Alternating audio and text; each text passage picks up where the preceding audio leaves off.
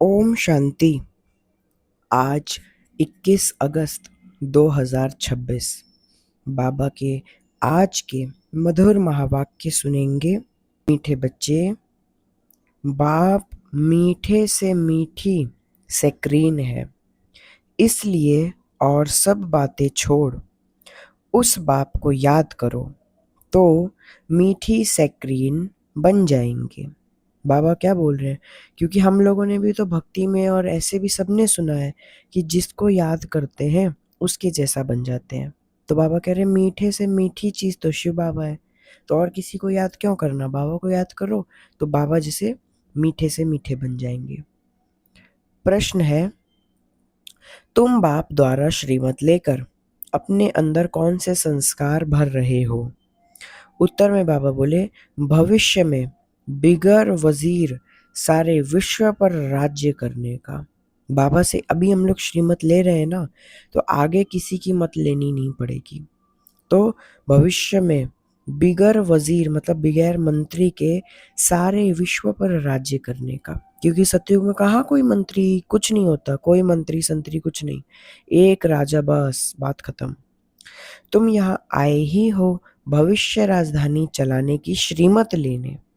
बाप तुम्हें ऐसी श्रीमत दे देते हैं जो आधा कल्प तक कोई की राय लेने की दरकार नहीं।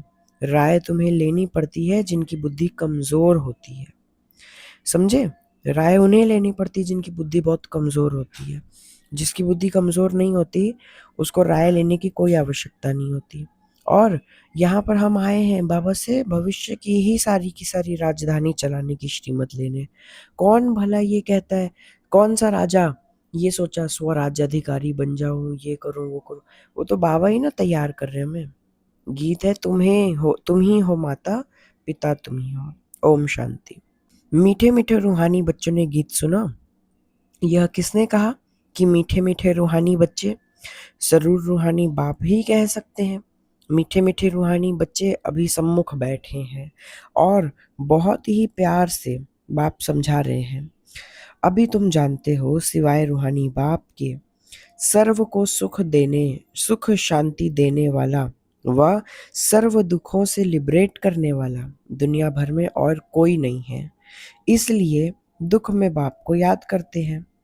बाप बच्चे सम्मुख बैठे हैं। हम यहाँ पर तुम बच्चे सम्मुख बैठे हो।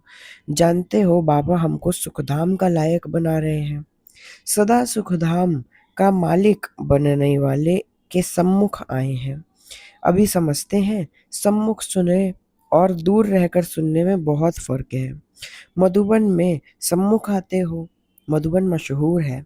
मधुबन वृंदावन में उन्हें श्री कृष्ण का चित्र दिखाया है, परंतु श्री कृष्ण तो है नहीं। यह तो निराकार बाप तुम बच्चों से मिलते हैं। तुम्हें स्वयं को घड़ी घड़ी आत्मा निश्चय करना है। मैं आत्मा बाप से वर्षा ले रही हूँ। सारे कल्प में यह एक ही समय आता है। यह कल्प का सुहावना संगम युग है। इसका नाम रखा है पुरुषोत्तम। बोलते ना पुरुषोत्तम मास, पुरुषोत्तम देवता भी बनाए हैं स्मृति में। और ये क्या है? सुहावने से सुहावना समय। कभी ऐसा समय नहीं आता कि भगवान की पालना मिले। तो ये सुहावने से सुहावना पुरुषोत्तम संगम युग है। यही संगम युग है। इसमें सब मनुष्य मात्र उत्तम बनते हैं। अभी तो सब मनुष्य मात्र की आत्मा तमो प्रधान है, जो फिर सतो प्रधान बनती है। सतो प्रधान है तो मनुष्य उत्तम होते हैं। तमो प्रधान होने से मनुष्य की कनिष्ठ बनते हैं। तो आत्माओं को बाप बैठ सम्मुख समझाते हैं।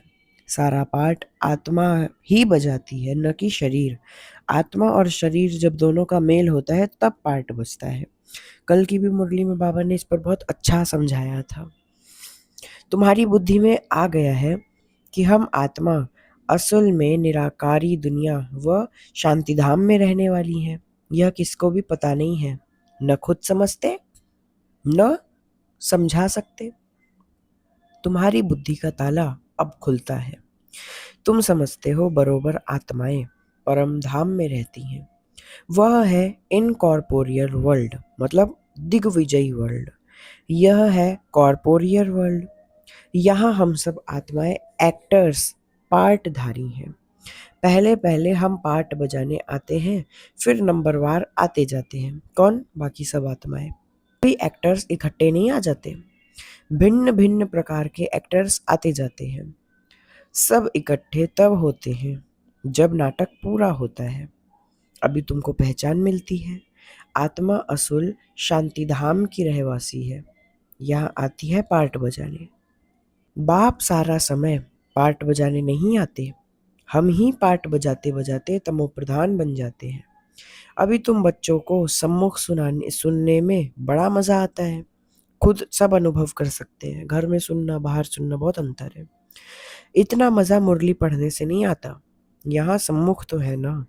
तो पहली सतयुगी आदि सनातन देवी देवता धर्म वाले ही आते हैं।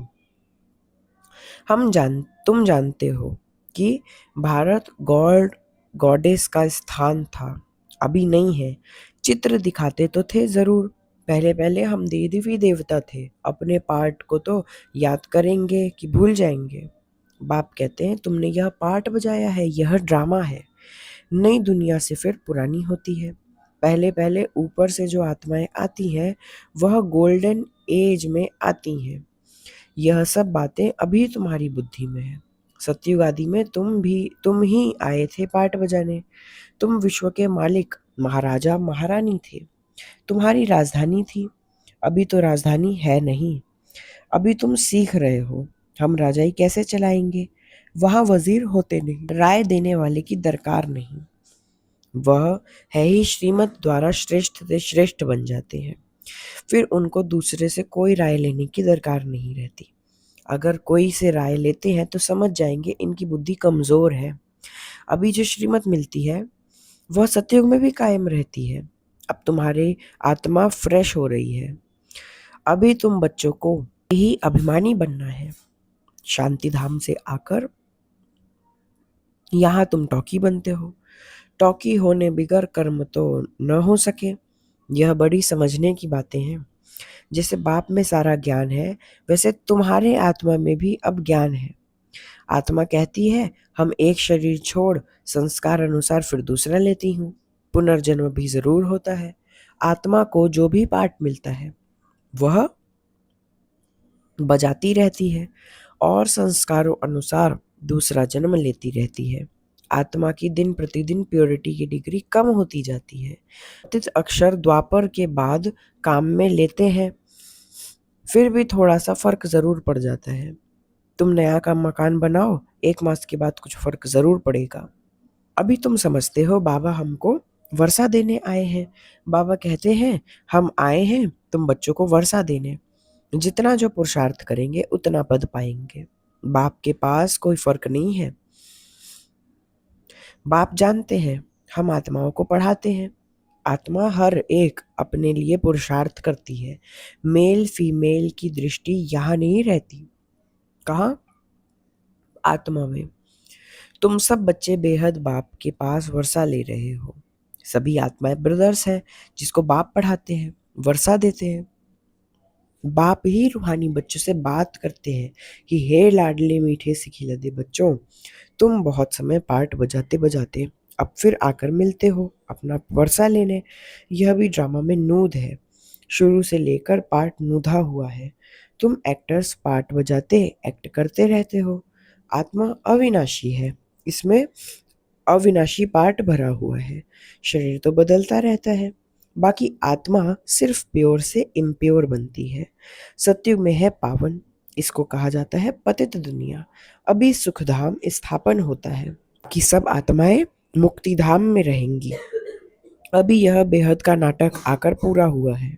अभी आत्माएं मच्छरों में सल जाएंगी। इस समय कोई आत्मा आए तो पतित दुनिया में उनकी क्या वैल्यू होगी? वास्तव में वैल्यू उनकी है जो पहले पहले नई दुनिया में आते हैं। अभी खुद सोचिए, अभी के टाइम पर चलो ठीक है कोई नेता पर नेता भी होते हैं तो उनकी कोई मूर्ति वूर्ति बना दिए, चौराहे पर रख दिए, फिर उसका क्या हाल होता है। कबूतर पंछी सब उस पर क्या करते हैं वो सबको पता है। तो वो कोई पूजन योग्य नहीं बनते जो एंड में आते हैं। हाँ, जो आदि में आती हैं, जो शुरू शुरू की आत्माएं होती हैं, वही पूजन योग्य गायन योग्य बनती हैं, तभी देवी देवताओं का नाम है। नई दुनिया में देवताएं थे। वहां दुख का नाम नहीं था, यहाँ तो अथाह दुख है। बाप आकर दुख की दुनिया से लिबरेट करते हैं। पुरानी दुनिया बदली जरूर है, जैसे दिन के बाद रात, रात के बाद दिन होता है। तुम समझते हो बरोबर हम सत्युग के मालिक बनेंगे, तो हम क्यों ना आत्मा निश्चय कर और बाप को याद करें। कुछ तो मेहनत करनी होगी, राजाई पद पाना है तो सहज थोड़ा ही है। बाप को याद करना है, यह माया का वंडर है जो घड़ी घड़ी तुमको भुला देती है। इसके लिए उपाय रचना चाहिए। ऐसे नहीं मेरा बनने के बाद याद जम जाएगी, नहीं। बाकी पुरुषार्थ क्या करेंगे? नहीं, जब तक जीना है पुरुषार्थ करना है, ज्ञान अमृत पीते रहना है। यह भी समझते हो हमारा यह अंतिम जन्म है। इस शरीर का भान छोड़ देही अभिमानी बनना है। गृहस्थ व्यवहार में भी रहना है, पुरुषार्थ जरूर करना है। सिर्फ अपने को आत्मा निश्चय कर बाप को याद करो। तत्त्वम माता च पिता, यह सब है भक्ति मार्ग की महिमा। तुमको सिर्फ एक अल्फ को याद करना है कि मैं स्क्रीन हूँ।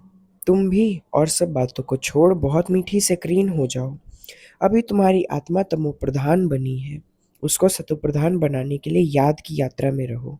शुरू में बाबा ने बोला ना कि जिसको याद करते हैं, हमने कहा था ना जिसको याद करते हैं उसके जैसा बन जाते हैं। तो बाबा को याद करने से बाबा जैसा मीठा स्क्रीन बनेंगे। उनको सतो प्रधान बनाने के लिए याद की यात्रा में रहो। सबको यही बताओ, बाप से सुख का वर्षा लो। सुख होता ही है सत्युग में। सुखधाम स्थापन करने वाला कौन है? एक शिव बाबा है। बाप को याद करना है बहुत सहज, परंतु माया का ऑपोजिशन बहुत है, इसलिए कोशिश कर मुझे याद करो तो खाद निकल जाएगी। सेकंड में जीवन मुक्ति गाया जाता है। इस ड्रामा में हर एक को अपना पार्ट रिपीट करना है।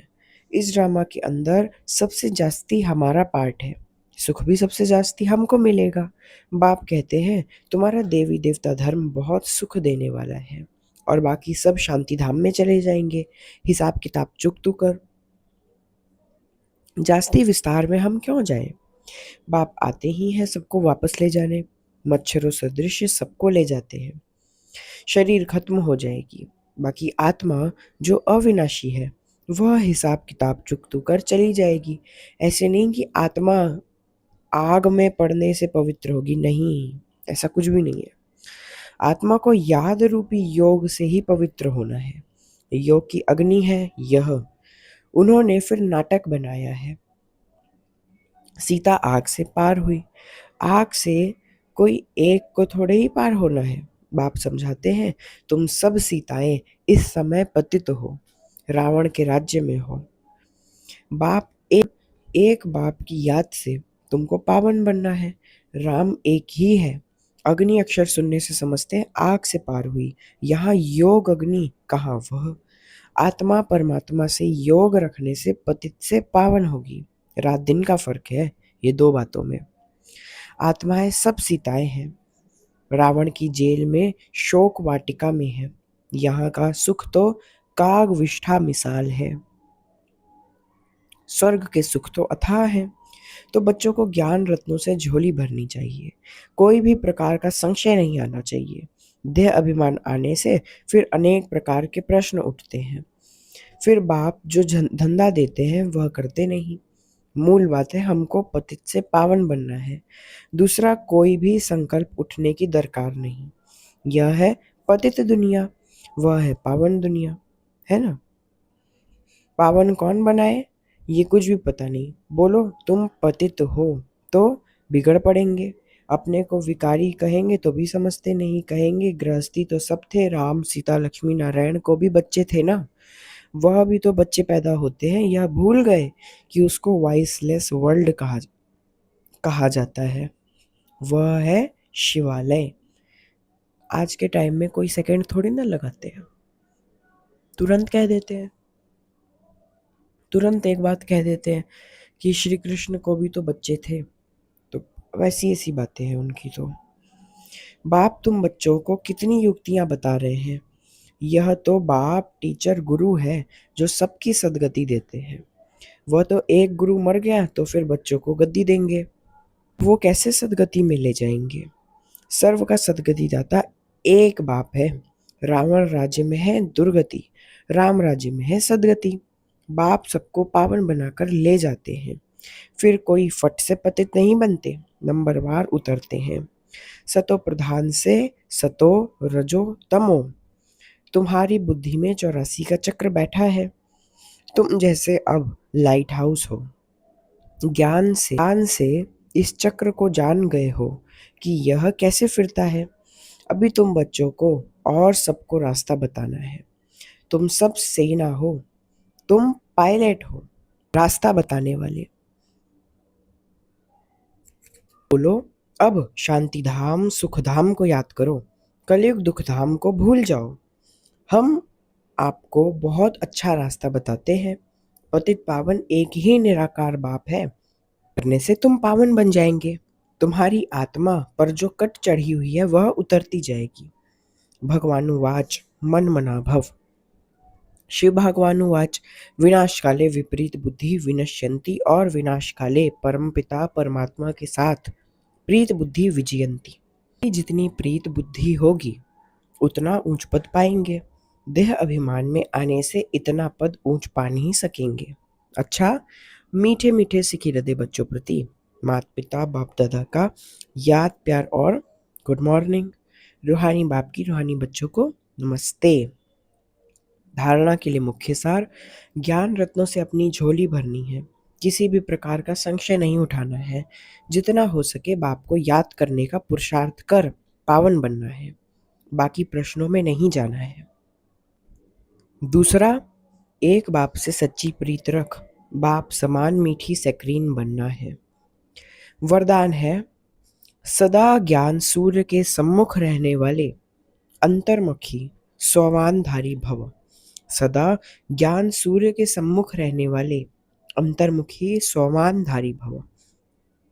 जैसे सूर्य के सामने देखने से सूर्य की किरणें अवश्य आती हैं, ऐसे जो बच्चे ज्ञान सूर्य बाप से सदा सम्मुख रहते हैं वो ज्ञान सूर्य के सर्व गुणों की किरणें स्वयं में अनुभव करते हैं। उनकी सूरत पर अंतर्मुखता की झलक और संगम युग के व भविष्य के सर्व स्वमानों की फलक दिखाई देती है। इसलिए सदा स्मृति में रहे कि यह अंतिम घड़ी है, किसी भी घड़ी इस तन का विनाश हो सकता है। इसलिए सदा प्रीत बुद्धि बन ज्ञान सूर्य के सम्मुख रह अंतर्मुखता व स्वमान की अनुभूति में रहना है। स्लोगन है, सदा उड़ती कला में उड़ना ही झमेलों के पहाड़ को क्रॉस करना है। यह व्यक्ति सारे अपवित्रता के बीज को भी समाप्त कर संपूर्ण स्वच्छ पवित्र बनो। पवित्रता ही महानता है, यही योगी जीवन का आधार है। जरा भी अंश मात्र संकल्प में भी किसी भी प्रकार की अपवित्रता है तो जहाँ अपवित्रता का अंश है, पवित्र बाप की याद जो है जैसा है वैसा नहीं आ सकती। इसलिए मनसा में भी अपवित्रता के अंश को समाप्त कर संपूर्ण स्वच्छ बनो। सदा यही स्मृति रहे कि मैं पूज्य आत्मा इस शरीर रूपी मंदिर में विराजमान हूँ। अच्छा, ओम शांति। बाबा मीठे बाबा